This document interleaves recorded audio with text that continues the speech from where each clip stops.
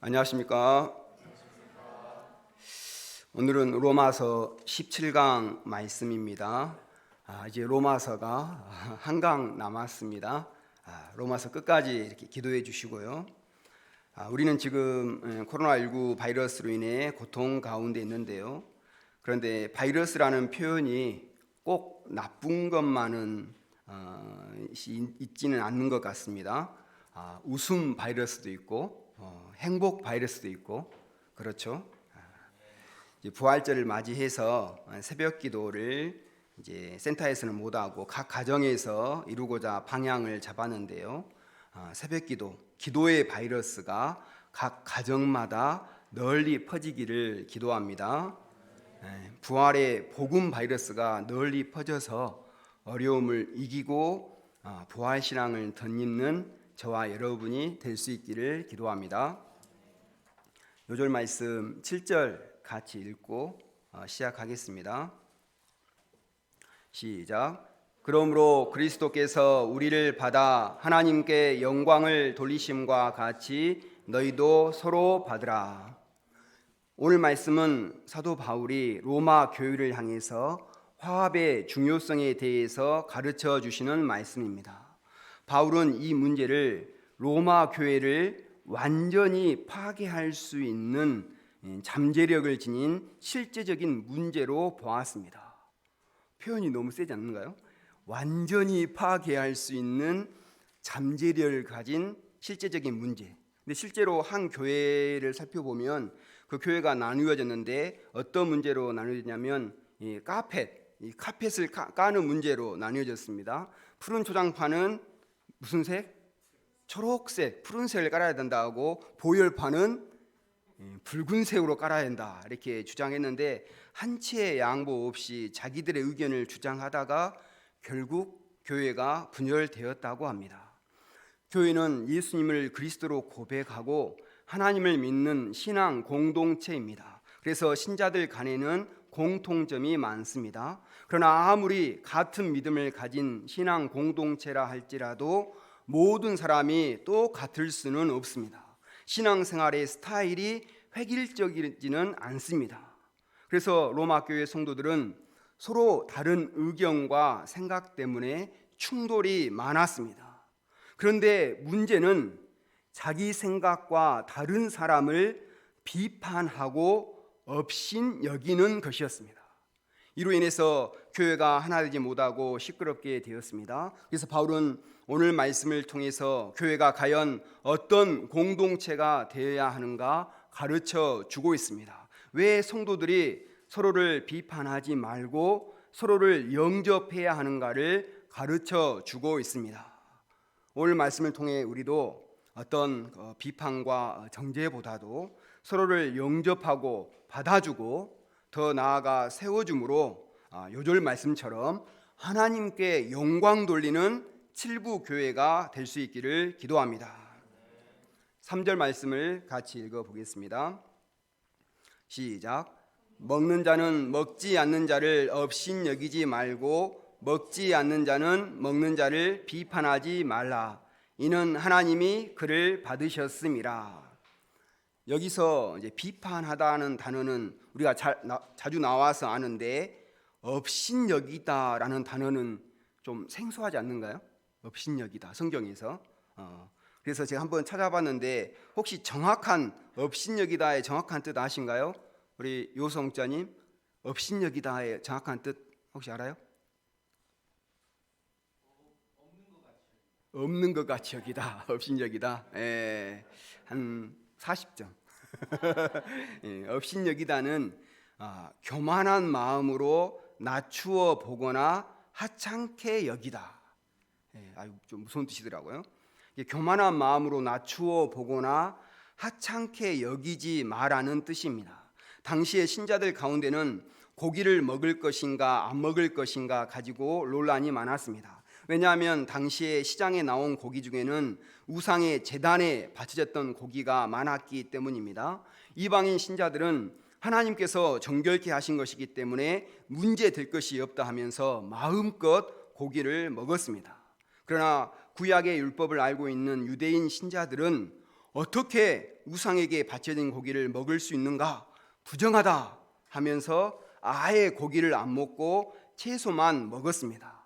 이렇게 하고 끝나면 괜찮은데 문제는 무엇입니까?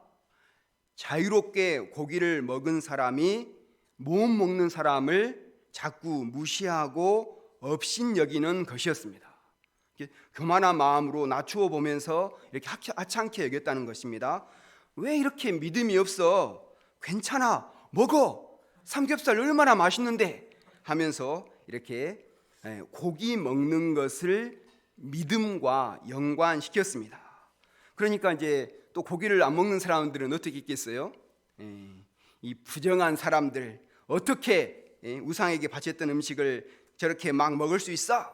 육신주의자야! 이렇게 하면서 이제 로마 교회는 고기파와 채소파가 이렇게 나뉘어서 서로 비판하고 정죄하는 분위기가 난무했습니다. 주일 예배가 끝나고 식사할 때도 고기파는 식당에서 채소파는 소강당에 따로 모여서 식사를 했습니다. 우리 7부로 한다면 고기파는 어디서 먹겠습니까?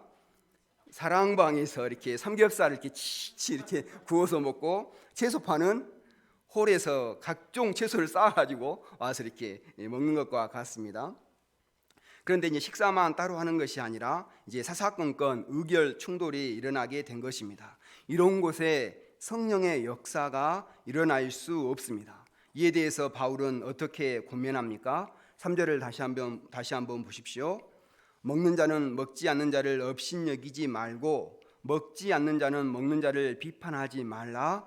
이는 하나님이 그를 받으셨음이라. 바울은 서로 비판하거나 업신여기지 말라고 합니다. 왜냐하면 하나님께서 각 사람을 다 받으셨기 때문입니다.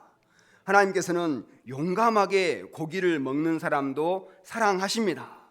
또 채소만 먹는 사람도 사랑하십니다. 동일하게 사랑하시고 똑같이 영접하십니다. 그 문제가 구원에 관계되는 문제라면 하나님께서도 분명하게 옳고 그름을 판단하실 것입니다. 그러나 고기를 먹고 안 먹고의 문제는 구원이냐 심판이냐를 좌우할 만큼 큰 문제가 아닙니다.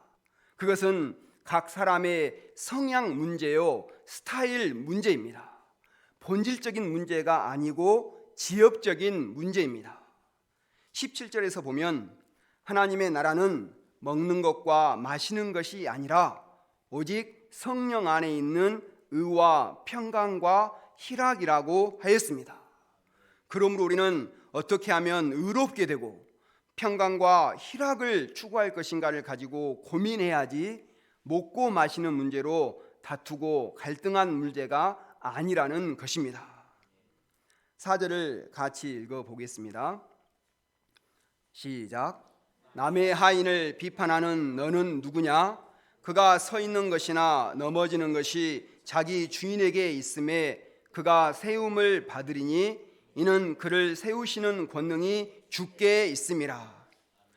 주인이 그 집 하인을 용납해서 세웠는데 다른 사람이 왈가왈부하는 것은 월권 행위라는 것입니다. 하나님께서 받으셨는데 사람이 받지 못하고 업신여기고 비판하는 것은 분수를 넘어서는 교만이라는 것입니다. 나만 하나님의 종이 아닙니다. 저 사람도 하나님이 세우신 하나님의 종입니다. 각 사람을 세우는 권능은 오직 하나님께 있습니다. 그런데 내가 누구라고 함부로 남의 종을 비판할 수 있겠습니까? 그 종을 비판한다는 것은 더 나아가 그 종을 세우신 하나님을 비판하는 것입니다. 그 사람을 세우고 평가하는 분은 오직 하나님 한 분뿐이십니다. 10절에 보면 우리가 다 하나님의 심판대 앞에 서서 판단을 받는다고 하였습니다.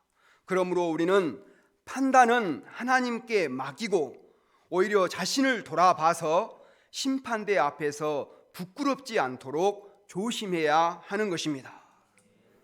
여기서 우리는 다르다는 단어에 대해 생각해 봐야 합니다. 우리가 오늘 단어를 좀 많이 생각하네요. 아까 업신여기다 생각했죠. 다르다. 우리는 다르다고 생각을 하면 틀리다, 나쁘다라고 이렇게 생각하는 무의식적으로 그런 경향이 있습니다. 저 사람은 나와 달라 하면 저 사람은 틀렸어, 이렇게 무의식 중에 이렇게 생각할 수 있습니다. 그러나 다르다는 것은 다양성을 뜻하는 것이지 틀린 것, 나쁜 것이 아닙니다. 오히려 다양한 생각들이 있어야 모임이 성숙해지고 다채로워지는 것입니다. 다 비슷한 생각들만 있으면 어떤 면에서는 방향 잡기도 쉽고 일을 추진할 때도 빠를 것입니다. 그런데 그러다가 전혀 생각지도 못했던 문제에 빠질 수도 있습니다. 속도도 중요하지만 이런저런 의견을 잘 듣고 방향을 잘 잡는 것이 올바른 길이요, 오히려 더 빠른 길일 수도 있습니다. 우리가 이제 농담으로 열심히 이 산에 올라갔는데 이 산이 아닌 갭이요, 이렇게 할 것이 아니라 처음부터 이런저런 의견을 자주 들어서 올바른 방향을 잡고 나아가는 것이 중요합니다. 그런데 문제는 이런 다양한 생각과 삶의 방식을 어떻게 질서 속에서 조화를 이루어 나가느냐 하는 것입니다. 그런데 로마 교회처럼 스타일이 다른 사람을 틀려, 믿음이 없어 라고 비판하거나 업신여겨서는 절대로 질서 속에서 조화를 이루어 나갈 수가 없습니다. 우리가 다름의 다양성을 인정하고 서로를 존중하는 가운데 다채로움 속에서도 성숙한 모임으로 계속 성장해 나갈 수 있기를 기도합니다. 우리 7부는 하나님의 희한한 역사로 매주 다른 이렇게 메시지를 듣게 하십니다. 우리 아브라함 목자님 말씀은 아주 논리 정연하고 이해와까지 이렇게 풍성해서 이렇게 백과사전 같이 이렇게 풍성한 메시지입니다. 그래서 책 한 권을 내시면 이만한 이렇게 약간 과장해서 이만한 두껍게 이렇게 내시고, 어떤 목자님은 소감 쓰기에 아주 좋은 메시지라고 합니다. 우리 어거스트 목자님은 말씀은 간결하면서도 힘이 있습니다.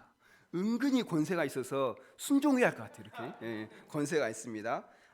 에녹 목자 말씀은 별로 논리 정연하지는 않지만 유머와 재미가 있어서 그래서 잠은 잘 오지는 않습니다.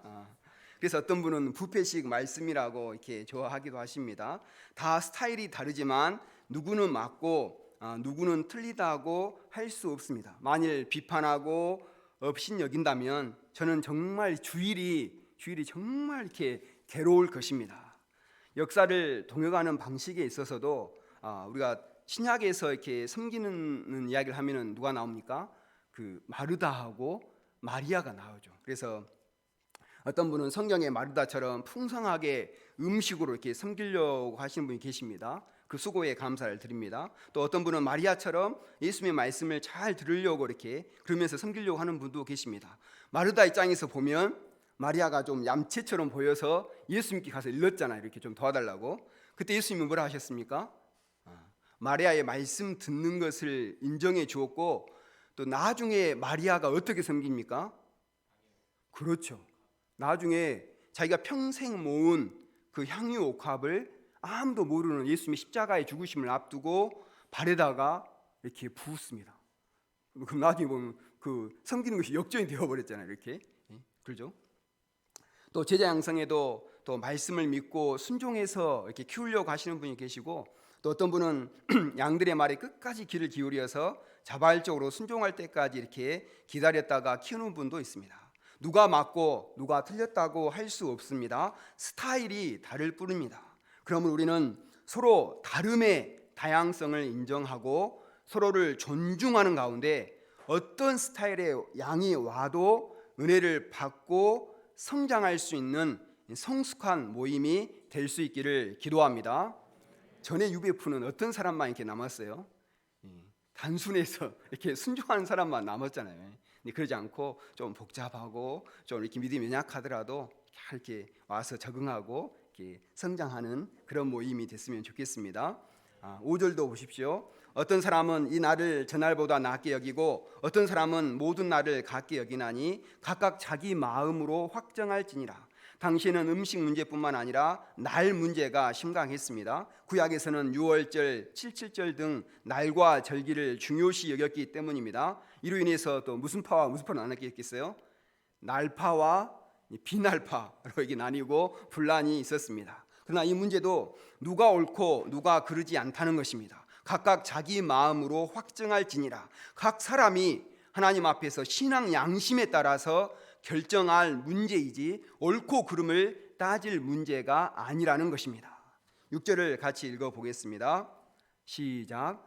나를 중히 여기는 자도 주를 위하여 중히 여기고 먹는 자도 주를 위하여 먹으니 이는 하나님께 감사하며 먹지 않는 자도 주를 위하여 먹지 아니하며 하나님께 감사하느니라. 삶의 형태와 모습은 다르지만 주님의 뜻대로 살고자 하는 마음의 동기는 똑같다는 것입니다. 그래서 하나님은 고기를 먹든지 먹지 않든지 나를 중히 여기든지 아니면 똑같이 여기든지 동일하게 기쁘게 받으신다는 것입니다. 그러면서 사도 바울은 우리가 정말 교회의 화평을 원하고 사랑의 공동체를 이루기 위해서는 어떤 자세를 가져야 하는지 가르쳐 주고 있습니다. 7, 8절 말씀이 저는 너무 좀 중요하더라고요. 7, 8절 한번 같이 읽어보겠습니다. 시작. 우리 중에 누구든지 자기를 위하여 사는 자가 없고 자기를 위하여 죽는 자도 없도다. 우리가 살아도 주를 위하여 살고 죽어도 주를 위하여 죽나니 그러므로 사나 죽으나 우리가 주의 것이로다.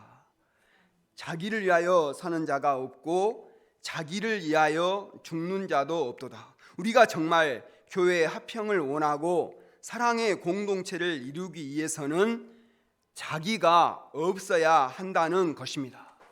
자기 생각, 자기 스타일, 자기 고집을 내려놓아야 합니다. 자기 중심성을 극복해야 합니다.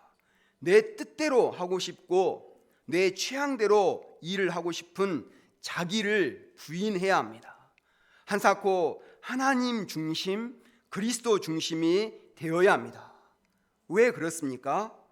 우리가 살아도 주를 위하여 살고 죽어도 주를 위하여 죽나니 그러므로 사나 죽으나 우리가 주의 것이로다. 이제는 내 인생이 내 것이 아니기 때문입니다. 누구의 것입니까? 주님의 것입니다. 주님의 것이기 때문에 내 취향도 주님만큼이나 다양해져야 합니다. 내 스케일도 자기 스케일만 고집할 것이 아니라 주님만큼이나 커져야 합니다. 내 이해의 폭도 주님 폭만큼 넓어져야 한다는 것입니다. 저같이 좀 단순한 사람은 이렇게 깊이 이렇게 훈련하는, 생각하는 훈련을 이렇게 좀 이렇게 해야 되고, 또 반대로 생각이 너무 복잡한 사람은 어떻게 해야겠습니까? 단순하게 이렇게 순종하는 이렇게 훈련도 해야 합니다. 형제들은 운동만 좋아할 것이 아니라 꽃도 좋아해야 되고, 또 반대로 자매들은 꽃만 좋아할 것이 아니라 운동도 좋아해야 합니다. 그래서 전에 그 아주 거친 형제 목자가 있을 때 어떤 훈련을 시켰는지 알아요? 아십니까, 선생님? 뜨개질 훈련 시켰어요. 뜨개질 훈련. 아주 터프하고 거칠어서 모르니까 얼마나 힘들겠어요. 근데 뜨개질 훈련 시켜서 아주 섬세하고 이렇게 하도록 그 훈련 시켰어요. 그러면서 이렇게 자기 어떤 스타일, 자기 폭이 아니라 어떤 양도 감당할 수 있는 예수님의 스타일, 예수님의 폭으로 이렇게 커지라는 것입니다. 우리 선교사님들은 선교지에서 불편한 것이 한두 가지가 아닙니다. 마음에 안 맞는 것이 한두 가지가 아닙니다. 음식도 안 맞고 언어도 다르고 문화가 다릅니다. 얼마나 힘든 요소가 많겠습니까? 우리 나한테 선교사님 오신 줄 알았으면 선교사님께 여쭤봤을 건데, 그 몽골 선교사님 이야기를 들어보면 거기 사람들은 네 것과 내 것에 구별이 없다고 합니다. 후진국에다가 공산주의잖아요. 그러면 어떠세요? 그냥 갖다 쓰면 자기 것이 되는 것입니다. 갖다 쓰면 센터에 있는 것을 집에 가져가도 전혀 죄의식이 없습니다. 어거스틴 목자님이 좋은 노트북이 있으면 1대1 하고 그냥 집에 가져가 버립니다. 이렇게. 그럼 어거스틴 목자 좋아할 수도 없고 또 사야 되고. 그럼 어떻게 이렇게 선교하며 이렇게 살 수 있겠습니까? 나의 어떤 유익을 앞세우거나 어떤 자기 스타일을 고집하면 살 수가 없고 이제 본국으로 돌아와야 합니다. 그런데도 그분들이 그런 사람들과 더불어서 함께 살면서 선교 활동을 하는 이유가 무엇입니까?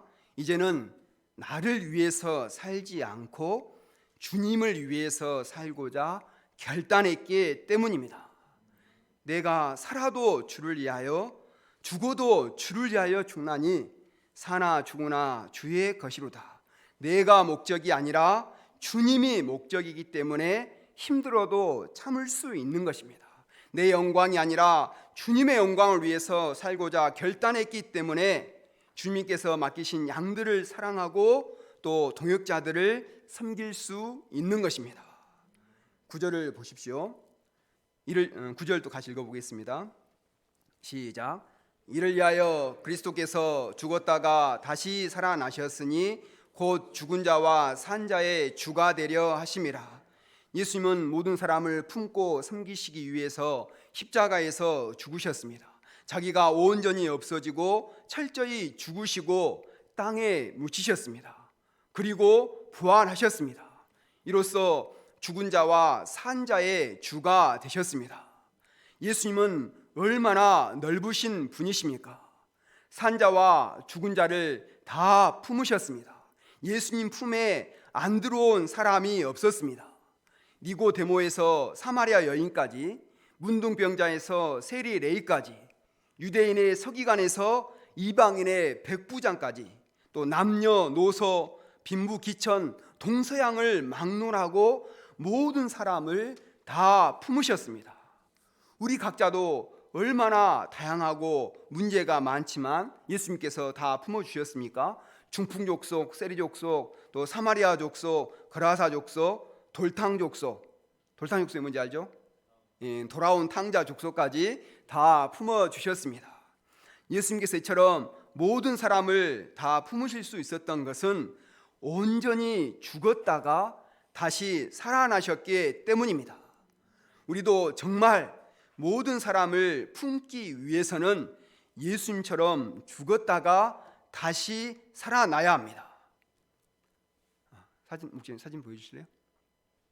왼쪽이가 뭡니까? 배추고 오른쪽은 김장한 김치입니다. 우리가 김장할 때 배추가 이렇게 김치가 되기 위해서는 어떻게 해야 합니까? 소금물에 들어가서 완전히 죽어야 합니다. 숨이 팍 죽어야 합니다. 제 아무리 좋은 배추라도 그 뻣뻣하고 생생한 상태로는 절대로 맛있는 김치가 될 수 없습니다. 배추 상태로는 양념을 품지를 못합니다. 맛이 배겨들지를 못합니다. 배추가 맛있는 김치가 되려면 소금물에 들어가서 죽었다가 다시 살아나야 합니다. 소금물에 절군 배추는 어떻게 보면 볼품이 좀 없습니다. 크기도 작아집니다. 그러나 그때서야 비로소 배추가 부들부들해져서 각종 얌령도 품고 맛이 배겨들어서 감칠맛 나는 김치가 되는 것입니다. 사모님들 이해가 아주 잘 되시죠? 그런데 어떤 사람을 보면 절대로 자기가 죽지 않으려고 합니다. 뻗신 배수처럼 이렇게 점처럼 죽지 않고 양보할 줄을 모릅니다. 자기 주장을 굽히지 않습니다. 그런 사람은 평생 이렇게 김치가 되는 것이 아니라 무엇밖에 안 될까요? 겉절이밖에 될 수 없습니다. 겉절이 이렇게 뜯어서 이렇게 겉절이밖에 될 수 없습니다. 배추와 양념이 따로 이렇게 놉니다. 그래서 말로는 아주 굉장히 훌륭한 것 같은데 실제 삶에 이렇게 젖어들지를 않습니다. 그래서 다른 사람들에게 감동을 주지를 못합니다. 그 사람의 신앙이 정말 깊은 맛을 내는 또 숙성된 김치같이 되기 위해서는 자기를 부인하고 말없이 죽을 수 있어야 합니다. 우리 주님께서 무슨 양념을 집어넣든 무슨 재료를 사용하든 다 품고 김치독에서 푹 익혀져야 하는 것입니다. 그리할 때 비로소 모든 사람에게 기쁨을 주는 성숙한 사람으로 다시 태어나게 되는 것입니다. 이를 위하여 그리스도께서 죽었다가 다시 살아나셨으니 곧 죽은 자와 산 자의 주가 되려 하심이라. 우리도 예수님처럼 옛 자아가 죽고 새 사람으로 다시 태어남으로 모든 사람을 품고 섬길 수 있는 목자들, 우주적인 목자들이 다 될 수 있기를 기도합니다. 사도 바울을 보십시오. 사도 바울도 처음에는 얼마나 까칠하고 자기 주장이 강했습니까? 예수님을 만난 뒤에도 그의 강한 성격 때문에 수시로 동역자들과 부딪혔습니다. 마가를 데리고 선교여행을 가는 문제로 바나바와 심하게 다투었습니다. 갈라디아서에 보면 베드로가 이방인들과 함께 먹다가 유대인들이 오자 좀 피했다고 해서 베드로를 막 책망했습니다. 자기보다 훨씬 선배인데 막 야단을 친 것입니다. 이것은 우리 동보 목자님이 저보고 목자님 왜 이렇게 믿음이 없습니까? 하고 이렇게 저를 이렇게 책망한 것과 같습니다. 초기에 바울은 마치 뻗신 배추처럼 드세고 거칠었습니다. 그러나 후에 그가 어떻게 달라졌습니까? 고린도전서 9장 19절에서 22절 보면 이렇게 말합니다. 내가 모든 사람에게 자유로우나 스스로 모든 사람에게 종이 된 것은 더 많은 사람을 얻고자 함이라. 유대인들에게 내가 유대인과 같이 된 것은 유대인들을 얻고자 함이요 이방인들에게 이방인같이 되고자 한 것은 이방인들을 얻고자 함이라. 내가 여러 사람에게 여러 모양이 된 것은 아무쪼록 몇 사람이라도 구원하고자 함이라. 후기에 바울은 정말 부드럽고 온유한 목자가 되었습니다. 엄청나게 넓은 목자가 되었습니다. 모든 사람의 종이 되었다고 했습니다. 자기 스타일을 강요하는 것이 아니라 상대방의 자신을 맞추고자 애를 썼습니다. 왜 그렇게 했습니까? 아무쪼록 몇 사람이라도 구원하고 어떻게 해서든지 그 사람의 마음을 얻어서 예수님을 믿게 하고자 했기 때문입니다. 그렇게 되기까지 바울이 얼마나 마음고생이 심했겠습니까? 서신서를 보면 위장이 좋지 못했던 것을 짐작할 수 있습니다. 아마 여러 종류의 양들을 감당하느라 속병이 들었을 것입니다. 바울은 자기를 부인하고 여러 종류의 사람들을 영접하느라 소가리를 많이 했습니다. 그러나 그런 모습에서 후에 예수님의 모습이 나타나게 되었습니다. 예수 냄새가 나기 시작한 것입니다. 고린도서 11장 1절을 한번 같이 읽어보겠습니다. 시작. 내가 그리스도를 본받는 자가 된 것 같이 너희는 나를 본받는 자가 되라. 우리도 바울처럼 자기가 죽고 모든 사람을 품고자 할 때에 예수 냄새가 나는 작은 예수들이 될 줄로 믿습니다. 우리 칠부 가운데 예수 냄새가 풀풀 나는 작은 예수들이 많이 나올 수 있기를 기도합니다. 13절을 보십시오. 그런즉 우리가 다시는 서로 비판하지 말고 도리어 부딪힐 것이나 거칠 것을 형제 앞에 두지 아니하도록 주의하라. 이제 우리는 서로 비판할 것이 아니라 도리어 부딪힐 것이나 거칠 것을 형제 앞에 두지 않도록 조심해야 합니다. 바울은 고린도전서에서 만일 음식이 형제를 실족하게 한다면 나는 영원히 고기를 먹지 아니하여 내 형제를 실족하지 않게 한다고 하였습니다. 와, 요성째 이게 가능합니까? 네? 양들 실족하지 않으려고 이렇게 고기를 끊을 수 있겠어요? 가능합니까? 지켜보겠습니다. 네. 우리가 진실로 형제를 사랑한다면 모든 것을 참을 수 있다고 하였습니다. 모든 것을 믿으며 사랑은 모든 것을 믿으며 모든 것을 바라며 모든 것을 견딜 수 있다고 하였습니다. 15절을 같이 읽어보겠습니다. 시작. 만일 음식으로 말미암아 내 형제가 근심하게 되면 이는 내가 사랑으로 행하지 아니함이라. 그리스도께서 대신하여 죽으신 형제를 내 음식으로 망하게 하지 말라. 교회가 문제가 생기고 서로 비판하고 싸우는 것은 지식이 없어서가 아닙니다. 성경 말씀을 잘 몰라서 그런 것이 아닙니다. 문제는 사랑이 없는 것입니다. 내가 정말 형제를 사랑한다면 음식 문제를 가지고 왈부하지 않습니다. 예수님은 그 형제를 위해서 목숨까지 버려 사랑하고 품으셨는데 우리가 사소한 문제로 이렇게 비판하고 정죄해서는 안 되겠습니다. 공동체의 문제는 다른 문제가 아니라 결국은 사랑이 없는 문제입니다. 다른 것이 다 부족해도 사랑이 풍성하면 문제가 되지 않습니다. 사랑의 용광로가 모든 자잘한 문제를 다 녹여버리기 때문입니다. 그러면 사랑이 무엇입니까? 오늘 본문에 보면 사랑이란 자기를 기쁘게 하지 않는 것이라고 했습니다. 15장 1절에서 3절 상반절까지 한번 같이 읽어보겠습니다. 시작. 믿음이 강한 우리는 마땅히 믿음이 약한 자의 약점을 담당하고 자기를 기쁘게 하지 아니할 것이라. 우리 각 사람이 이웃을 기쁘게 하되 선을 이루고 덕을 세우도록 할지니라. 그리스도께서도 자기를 기쁘게 하지 아니하셨나니. 오늘날 현대인들은 사랑이란 말을 좋아하고 또 사랑한다고 말을 자주 합니다. 그런데 왜 사람들이 그렇게 자주 이렇게 이혼을 하고 또 자주 비방하고 다툼이 일어나는 것입니까? 사랑을 하긴 하지만 이기적인 사랑, 또 자기 중심적인 사랑, 또 자기 감정에 충실한 사랑을 하기 때문입니다. 그러나 그것은 성경적인 사랑이 아닙니다. 정말 성경적인 사랑은 자기를 뛰어넘는 사랑입니다. 성경은 분명히 말하고 있습니다. 자기를 기쁘게 하지 않는 것이 사랑이라고 이야기하고 있습니다. 자기를 기쁘게 하기보다 하나님을 기쁘시게 하고 다른 사람을 기쁘게 하는 것이 사랑입니다. 그런 사랑을 하기가 쉽지 않겠죠. 그런데 이 사랑을 예수님께서는 십자가에서 보여주셨습니다.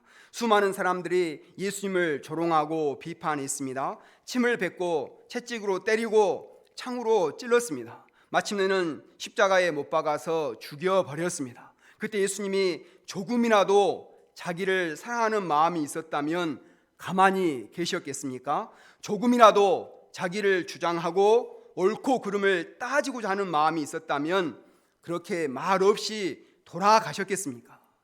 예수님께서 자신의 생명보다 우리를 더 사랑하셨기 때문에 그 모욕과 아픔을 다 참으실 수 있었습니다.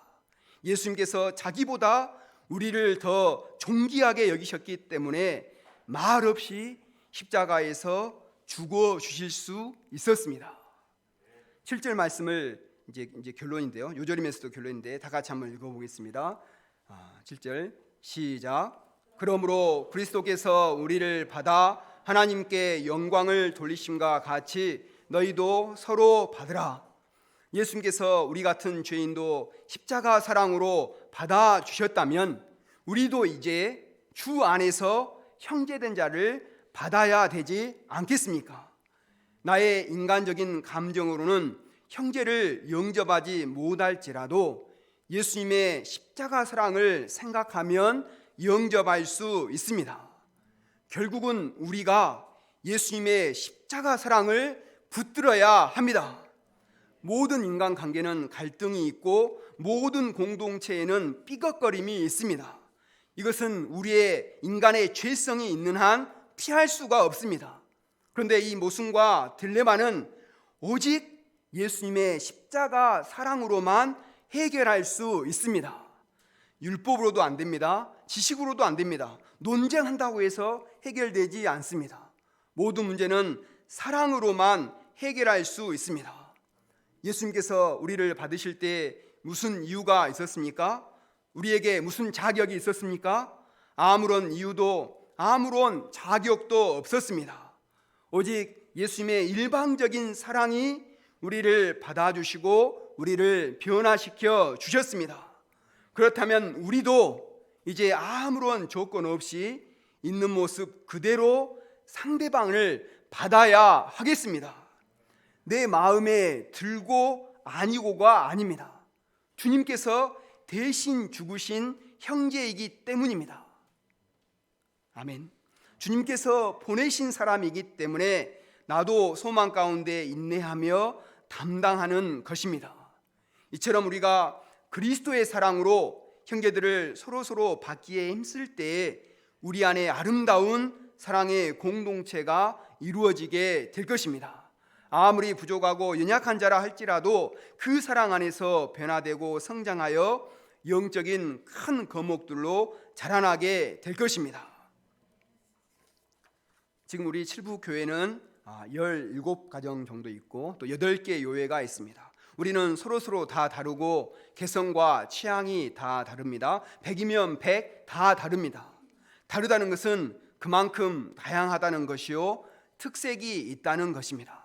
서로를 비판하지 않고 서로를 영접하고 받아주면 아름다운 공동체를 이룰 수 있다는 뜻입니다. 우리 모두가 서로 동역자들을 귀하게 여기고 사랑하고 또 덕을 데우기에 힘쓰므로 아름다운 사랑의 공동체를 만들어갈 수 있기를 기도합니다. 하나님 중심, 타인 중심이 되어서 적극적으로 그리스도의 몸된 교회를 세우고 하나님께 영광 돌리는 아름다운 교회가 될 수 있기를 기도합니다. 요절 말씀 같이 읽고 제가 기도하고 마치겠습니다. 7절 시작. 그러므로 그리스도께서